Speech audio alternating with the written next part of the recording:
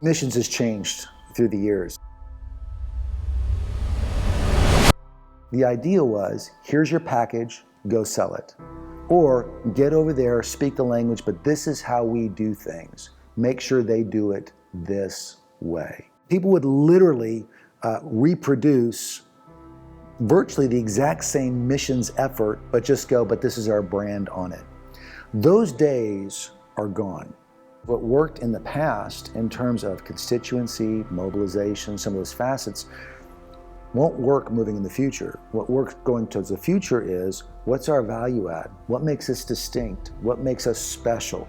And that way, those who jump on board with that can be a part of something that is far more than, well, this is just the denominational brand. But they go, this is the vision that we're pursuing to be a part of God's kingdom expansion in the world.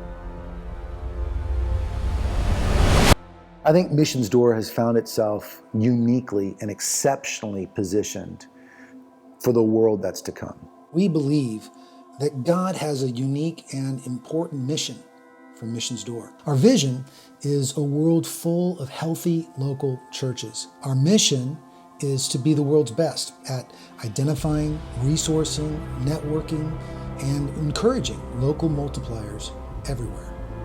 Knowing where to focus is the first step to engagement. We value locality.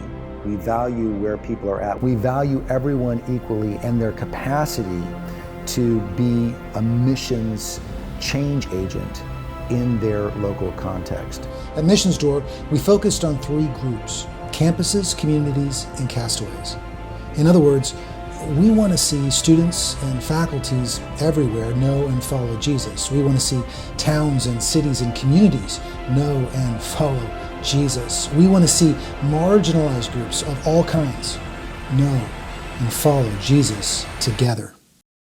Every context is different, every location is different, and every people group within that or strata within that is a little different. And so you have to be entrepreneurial. We think that all of them should represent Jesus as a part of his church.